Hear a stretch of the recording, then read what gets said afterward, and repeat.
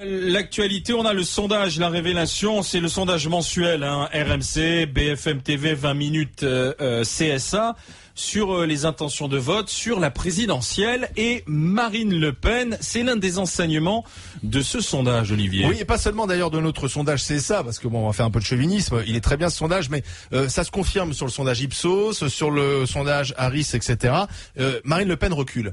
Alors d'1, 2 points, 3 points, ce qui fait que maintenant elle n'est plus en mesure, si l'on en croit les sondages et si l'élection avait lieu dimanche, elle n'est plus en mesure de se qualifier pour le deuxième tour. Alors pourquoi Marine Le Pen baisse? C'est la question que je vous pose. Pourquoi est-on passé d'une personne qui pouvait se qualifier et qui faisait peur aussi bien à la droite à la gauche à quelqu'un qui, semble-t-il, patine un peu dans sa campagne? Est-ce qu'il y a eu un effet Le Pen, peut-être trop tôt pour elle, ou est-ce que ça va rebondir? Jérôme Sainte-Marie, directeur du département politique CSA. Bonjour Jérôme. Bonjour. Merci. Alors qu'est-ce qui se passe avec Marine Le Pen? Que lui arrive-t-il à la présidente du Front National?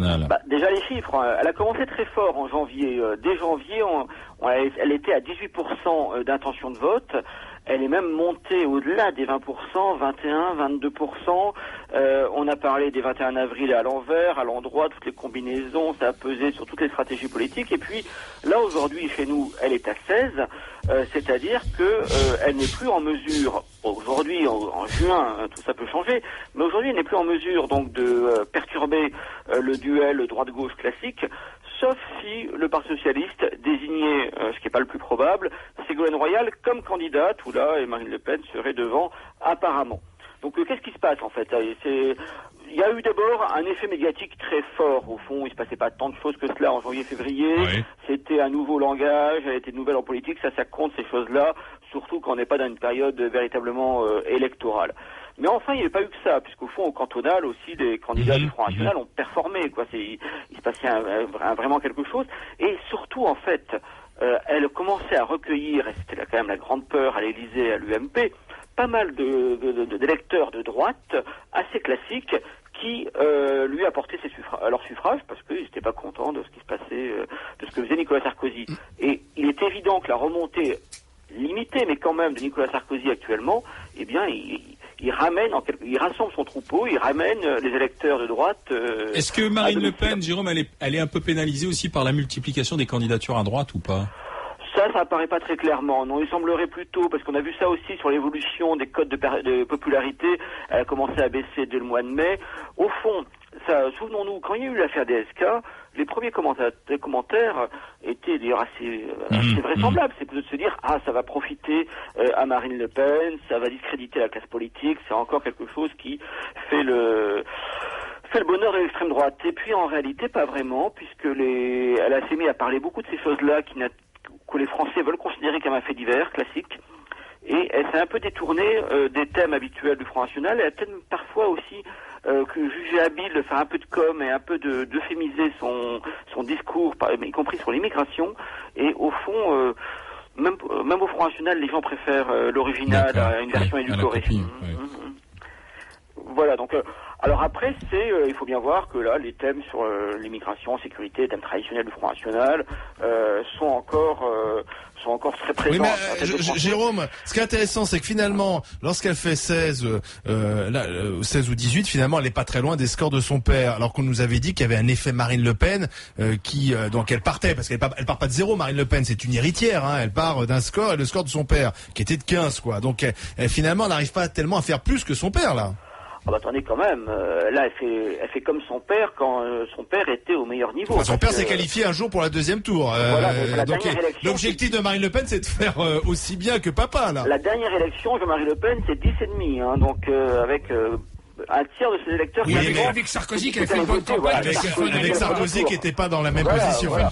Et Jérôme, à gauche, qui se détache alors pour le PS? Alors à gauche, très nettement, c'est François Hollande qui est en tête.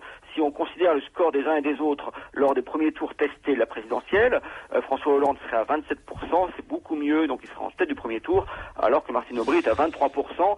et que Ségolène Royal Ouais. est en train de sortir du paysage. Et il y a un petit effet Borloo aussi. Puis un effet Moscovici, j'en parlais tout à l'heure, il est 3%. Vas-y, Moscou. Alors, et dans la primaire, soyons tout à fait exacts, hein, dans la primaire, c'est plus on serré a dans la primaire. les préférences de choix des gens qui pourraient aller voter, même si tous ne vont pas le faire, évidemment, tous ceux qui le disent ne vont pas le faire, mais à l'heure de cette primaire, on a maintenant un quasi-jeu égal entre Martine Aubry et François Hollande. Mais dans la primaire, comment vous sondez? On ne sait pas qui va voter. On ne sait pas si ça va être 1 On million, demande si aux ça gens, va non, mais être alors 2, si justement, ça va être 4. Là, faut être très prudent là-dessus. Ah bah oui, Vous avez soyez entièrement prudent, raison. Sainte-Marie. On demande aux gens, non, attendez, on demande aux gens s'ils ont l'intention d'aller voter. Ils nous répondent oui. Alors on sait très bien que la plupart ne le feront pas, sinon il faudrait c'est pour ça ouvrir que des stades littéralement et pas des bureaux de vote. Mais c'est donc on fait l'hypothèse que les gens qui vont aller voter ressemblent à ceux qui nous déclarent vouloir aller voter. C'est pas Donc vraiment des faut intentions. être prudent avec le résultat alors. Soyez Pas des très, très intentions de prudent. vote. Ce qu'on peut dire, c'est que Martine Aubry a progressé ces dernières semaines dans la mouvance du Parti Socialiste. Donc elle est en train de profiter un petit peu de l'absence de DSK. Mais sincèrement, c'est comme pour les écologistes, tout ça demeure très, très Et incertain. 30 secondes sur Borloo, Jérôme, qui a un score assez intéressant là. Oui, alors vous savez, dans le centre de la vie politique, entre le PS et l'UMP, il y a à peu près 25% des suffrages. Alors il y en a un peu pour les écologistes, mais pour Bayrou, pour Villepin et pour Borloo. Finalement, mais à la fin, il va falloir que ça se décante et on n'est pas sûr que tout le monde ira jusqu'au bout. Borloo, Monsieur Sainte-Marie, une chose, après on la dit tête. Bayrou. On dit Bayrou, c'est important, faut respecter Ah, son nom. Bayrou. Ouais, alors, c'est pas moi qui fais l'interview, vous en faites pas, ça n'a pas d'effet. Donc ensuite, Jean-Louis Borloo, donc, est à 9%. Il est nettement devant François Bayrou, donc 5%, et Dominique de Villepin, qui lui est en dessous de 5%. Ça va pas l'encourager à continuer, d'autant plus que là, il n'est pas remboursé de ses frais de campagne. C'est vrai. Merci Jérôme. Jérôme Sainte-Marie, Merci à directeur vous. du département politique et institut CSA. Petit commentaire, cher GG. Marine Le Pen déjà. Ah ben moi, un commentaire sur Marine Le Pen, je vois qu'elle a proposé des solutions économiques. Il y a un excellent livre de Madame Kosciusko-Morizet sur le front antinational qui démonte, à partir du moment où on débat, ça affaiblit Marine Le Oui, Pen. mais enfin, Non, attends, j'ai pas terminé là-dessus, je sais qu'on sera pas d'accord. Mais le livre d'NKM, je vous le recommande, sur le front antinational, est copé là-dessus, qui a été courageux aussi, qui a un peu démonté les solutions économiques qui sont complètement du pipeau. D'accord, Jacques, mais enfin, mais attends, mais... Ouais. C'est de la stratégie Mais ça n'a d'apprentissage. rien à voir avec la question qui t'est Mais si, posée. mais si, c'est pas la Je ne question, pense pas hein. qu'il y ait beaucoup. C'est pour ça qu'elle Non, descend. mais enfin, tout le monde n'a Non, pas c'est lu. pas ceux qui ont lu Tout le monde n'a pas lu le livre de Kosciusko-Morizet. Faut pas exagérer. Bon, En tout donc, cas, moi, alors, de quoi on parle? j'ai étudié son programme De quoi on économique. parle? Je peux dire que ça vaut pas un coup de sirop. Donc, Alors, toute façon, pourquoi de quoi Marine on Le parle? Pen Non, mais, reste alors d'abord, sur ce type de questions, on est toujours à osciller entre hurler au danger dès l'instant où elle monte, ou bien être déjà dans la gausserie au moment où elle descend. Je pense qu'il est un peu tôt de réfléchir de manière trop péremptoire, trop catégorique, pour savoir si elle est dans le sens de la baisse ou dans Quand le sens elle de la montait, hausse. tout le monde réagissait. Non, mais ce que je veux Elle dire, était à la une de d'abord- tous les médias. D'abord, je crois pas beaucoup à l'explication, à l'une des explications de M. Sainte-Marie sur le fait qu'elle est dans l'euphémisation de l'immigration. Chacun sait qu'elle est leader sur ce mode-là. Maintenant, il est très possible qu'il y ait une sorte d'effet buisson, guéant, qui fait que, à la marge, mais quand même, ça joue peut-être sur 1 ou 2 points, que Sarkozy ait quand même gratté ces 1 ou 2 points à Marine Le Pen. Et par ailleurs, fondamentalement, bien qu'elle soit excellente, elle est quand même dans un grand écart où elle est certes dans une sorte d'euphémisation, mais elle conserve des boulets aux pieds qui s'appellent Gollnisch et autres qui font qu'elle ne peut pas non plus monter jusqu'au ciel. Karim. Non, moi je crois qu'il faut être très prudent parce qu'effectivement les sondages, j'ai envie de dire, ça va, ça vient, et c'est un peu aussi au gré de l'actualité.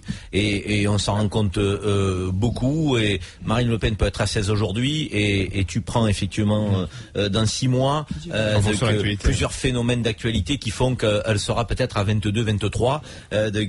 Parce qu'on est aussi Donc ça va se jouer à la fin. sous le sceau. Quand on est électeur, et aujourd'hui on le voit, c'est émotion, pulsion, protestation, et tout ça fait que en fonction de ce qu'on vit à Surtout l'instant cette T, sur le élection. moment, Exactement, dans ouais, sa bien vie sûr. Dans quotidienne, l'actualité qui du ne jour, touche pas les débats, la médiatisation de certains faits et autres, donc vont à un moment donné, je dirais, presque présager du réflexe des électeurs. Simplement une chose, moi je crois que, et peut-être que je suis naïf là-dessus, mais je veux le croire, à cette élection présidentielle, contrairement aux autres élections qu'on a eues jusqu'à présent, nos concitoyens, je crois qu'ils sentent que le discours de vérité est nécessaire et indispensable. Ils n'ont plus envie des discours démagogiques, d'artifice, qu'ils soient de droite ou de gauche ou d'extrême droite. En gros, si elle nous promet qu'il y a immigration zéro, qu'il y a machin et tout, personne ne la croira. Si la gauche nous promet la prospérité en 2 ans, personne ne les croira. Je pense qu'à un moment donné, il va falloir poser effectivement le constat lucide de la société, mais aussi apporter des solutions qui disent la vérité aux Français en matière d'impôts, en matière d'emploi, en matière de vie quotidienne, le rôle de la France, enfin je veux dire dans l'Europe, dans le monde. Je pense qu'on ne pourra pas s'exonérer de cette posture de vérité. Donc, et je crois qu'elle est très très loin de croire en ce qu'elle dit. Je pense qu'en effet, il faut être très prudent, parce qu'on est à moins de 11 mois. C'est vraiment un sondage, c'est une photographie à un moment précis. En plus, on ne connaît pas encore tous les candidats à l'élection présidentielle. Il y en a vraiment dans la pré-campagne. Mais je constate qu'une chose, quand même, je croyais qu'il y aurait un effet Gilbert Collard. Je vois que ça a l'effet inverse dans la baisse. Je tenais quand même à envoyer une vanne. Oh, c'est une vacherie, ça. C'est une vanne à mon ami Gilbert Collard que j'aime beaucoup. Non, c'est une vacherie. Mais c'est pas une vacherie. C'est pas une vanne, Collard, il a 4 pages dans l'Express. Je constate que ça marche.